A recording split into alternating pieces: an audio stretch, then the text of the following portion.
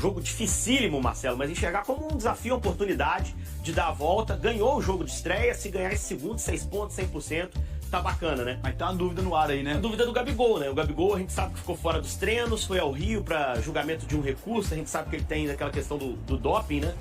Ele deve ser liberado, ainda vai esperar 90 dias aí, mas assim, voltou a tempo. Acho que vai treinar hoje à tarde. E aí ele estando à disposição, é importante tê-lo em campo. Porque não foi bem no jogo na Argentina, mas fez gol na estreia contra o Mirassol. Claro. Atacante tá fazendo gol, você mantém em campo o cara pegar em bala. O Inter, pedreiraça. Você acha que o Cruzeiro muda ali taticamente pra pegar uma pedreira dessa? Cara, eu acho que o Leonardo Jardim tem que pensar numa mudança tática, encorpar o meio campo. E aí o Romero é a melhor opção dos caras que estão fora, né? Eu sei que o Wallace não vem bem, tem gente que quer o Romero no lugar do Wallace. Eu acho até que é uma mudança plausível. Você colocaria os dois. Mas talvez os dois e mais o Matheus Henrique com um pouquinho de liberdade pra chegar à frente possa ser uma alternativa. Vamos ver o Campinho? Campinho. Você colocou os dois não aqui aposta nisso, não aposta nisso. Aposta num time mais convencional, com um quarteto de frente. Eu acho ofensivo demais pra levar pro Beira-Rio. Eu até gosto da ideia, mas pra esse jogo especificamente, eu acho que é hora de encorpar o meio-campo. Eu utilizaria o Matheus Henrique um pouquinho mais avançado, tiraria um dos 4 da frente, talvez o Wanderson, e aí montaria um time com um pouquinho mais de força no meio-campo. Se empatar, pra mim já tá ótimo. Se vencer, é coisa linda. Aí 100% de aproveitamento seria uma vitória incrível. E Inter invicto ainda na temporada. Invicto na temporada. Belo time, né? Empatou com o Bahia na Libertadores no meio de semana. O Internacional não é imbatível, mesmo estando num momento melhor, né? E acho que vai depender muito de tudo que eles planejaram para essa partida. A gente tem assim uma hipótese de time aí pra gente tem, dá pra gente imaginar assim, ainda dentro desse assunto, é muito, como o Seabra disse, pelo que o Cruzeiro apresentou até aqui, muito também pelo que o Inter apresentou até aqui. A gente trouxe uma matéria ontem pro portal O Tempo Esportes, que o Cruzeiro só não sofreu gol no jogo contra o Tombense, primeira rodada do Campeonato Mineiro. Ao contrário, o Internacional marcou gol em todos os 14 adversários que enfrentou até aqui no ano. São 26 gols marcados, então tem mais esse agravante, né? Um ataque que funciona contra uma defesa que não vem funcionando. Mas é o momento do Cruzeiro mostrar que pode dar a volta por cima e, quem sabe, passar ileso desse poderoso ataque do Internacional. Daqui a pouquinho o Léo vai falar um pouco sobre o Colorado. Pode ser, de fato, uma entrada aí para o ano e o Cruzeiro passar a ter um pouco mais de crédito com o torcedor desse setor defensivo. Para poder falar do time, hoje o Gabigol mais uma vez não treinou, né? Está desde ontem, acompanhando o recurso dele do caso do doping, né? Ainda quando defendia o Flamengo.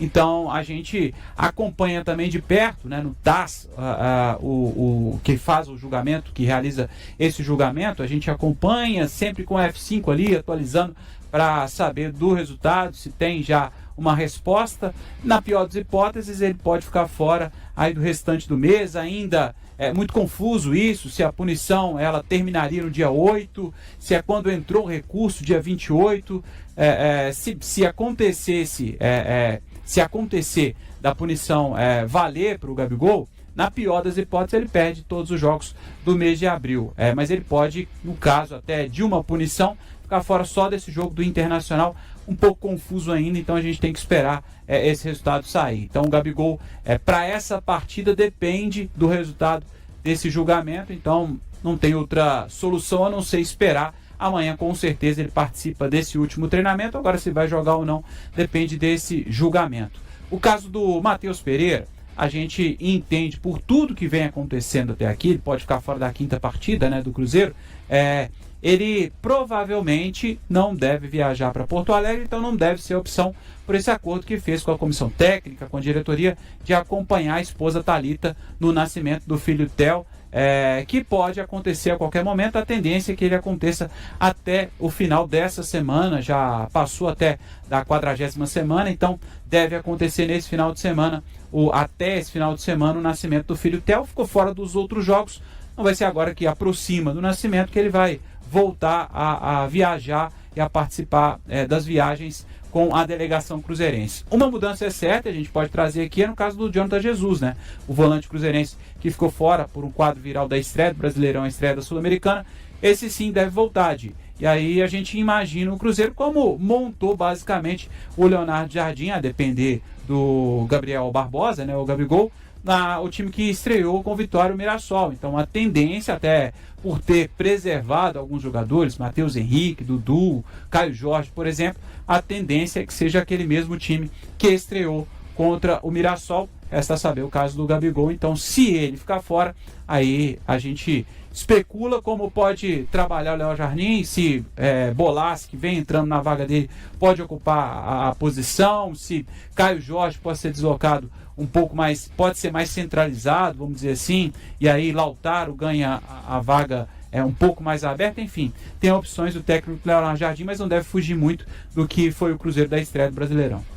Tá aí, então, como que você está acompanhando esse time? Matheus Pereira não deve ir mais uma vez, mas a gente já falou que ontem ele é hoje considerado um reserva. Na sua opinião, Lélia, esse time aí dá para vencer o Inter lá?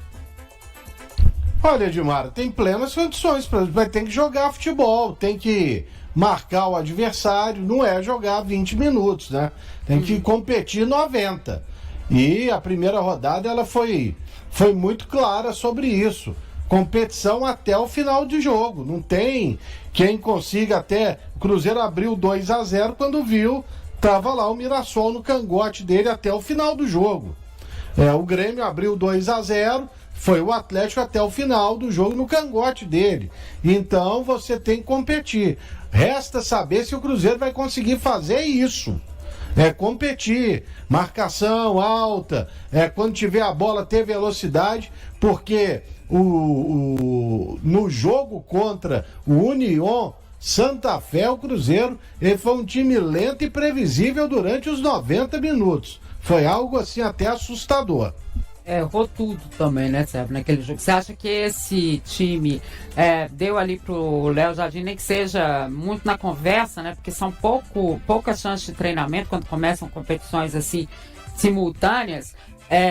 Deu para ele conversar, porque ele me parece um cara que ele conversa muito com ele sobre erros, acertos, né? Vai ter que ser na base da conversa. De mostrar, de vídeo e tal, né? De tape, né? Que a gente tava falando antes, o tape, né, do jogo. Velho que gosta do videotape do jogo. Mas eu acho que que o Cruzeiro tem qualidade, tem. Tá faltando, o que eu falei agora há pouco, tá faltando um encaixe. Tá faltando a coisa começar a funcionar como time. Porque futebol não adianta você ter um Gabigol, você ter um Fabrício Bruno, você ter um Dudu, você ter jogador Bolassi se entrar, jogadores comprovadamente com qualidade que podem resolver individualmente uma partida, mas individualmente, beleza, vai resolver de vez em quando. Mas futebol é coletivo, o Cruzeiro precisa virar um time, precisa virar realmente uma equipe de futebol, né? Ter esse coletivo. Se não tiver, não adianta, não vai resolver assim dessa forma. Tem tudo para acontecer, qualidade para isso tem. Vai depender também muito do que o Leonardo Jardim vai colocar em campo, né? Se ele vai manter, a gente falava aqui ontem, vai manter mais ou menos a base do time lá que jogou em Santa Fé, ou ele vai pegar o time do Mirassol, que ele mudou algumas peças. Não sei, vamos ver como é que vai ser essa estratégia dele, se ele vai mudar tudo em todas as rodadas, né? Aí realmente fica complicado o entrosamento, né? É isso então, né, Rafa? Só o Sebra falou, brincou com o Lélio, trazer outro assunto que o Lélio gosta. Marcelo de Lima Henrique apita o Internacional e Cruzeiro no domingo. Gosta, que não? delícia, hein, gente? Meu Deus. Você Abra fala que é um ótimo árbitro. Nunca falei isso, Léo. Não, eu pensei que você tinha falado. Esse aí, eu não sou muito de arbitrar. O Lélio que gosta, né? O Lélio adora esse negócio do apito aí e tal. Mas eu vou te falar, o Marcelo de Lima Henrique... Já deu, né, Marcelo? A famosa dupla de ouro do Cruzeiro, Dudu e Gabigol, está se destacando, mas ainda busca realizar sua primeira dobradinha em um gol. Os atletas foram contratados como referências para o ataque e se tornaram titulares absolutos na equipe. Dudu e Gabigol, que chegaram ao clube com grande expectativa, não tanto pelo valor financeiro mas pelo prestígio, têm mostrado sinalizações de sucesso em suas atuações. Integrando um quarteto ofensivo sob a liderança de Jardim, a dupla ainda pretende aperfeiçoar sua parceria em busca de marcar o primeiro gol junta em 2025. A contratação deles aconteceu em um contexto semelhante. Após o namoro em meados do ano passado, quando Pedro Lourenço assumiu a SAF, a oficialização ocorreu apenas nos últimos meses de 2024, quando Dudu rescindiu seu contrato com o Palmeiras e Gabigol não renovou com o Flamengo. Devido ao histórico positivo que possuem em seus clubes anteriores, ambos foram vistos como as contratações mais impactantes da janela. com a missão de reforçar um setor que carecia de referências nos últimos anos. Desde o início da temporada, os dois têm sido titulares, primeiro sob o comando de Fernando Diniz e depois, mantendo essa condição com Leonardo Jardim. Apesar da eliminação precoce no Campeonato Mineiro, a dupla foi destacada como um dos pontos fortes da equipe. Até agora, Dudu e Gabigol jogaram juntos em 8 das 12 partidas oficiais do Cruzeiro nesta temporada, totalizando 553 minutos em campo, com uma média de 69 minutos por partida. Ambos marcaram no jogo de estreia do Brasileirão, onde o time venceu o Mirassol por 2-1. Gabigol participou de 9 jogos e é o artilheiro da equipe, com 6 gols. Ele teve um recurso analisado pelo CAS em um caso de suposta fraude em exame antidoping, mas está liberado para atuar até que o resultado seja informado. Por sua vez, Dudu jogou mais que Gabigol com 11 partidas disputadas, tendo marcado 2 gols até o momento. Apesar de suas atuações regulares, ele ainda não completou um jogo pelo Cruzeiro, já que sofreu uma grave lesão em 2023 e passou quase um ano afastado dos gramados, além de ter tido poucos minutos em campo no final da última temporada. E aí, galera? O que acharam? Deixem nos comentários. Não se esqueçam de deixar o like e de se inscreverem no canal e acionar o sininho para receber as notificações. Até mais, Nação Celeste! Vamos pra frente!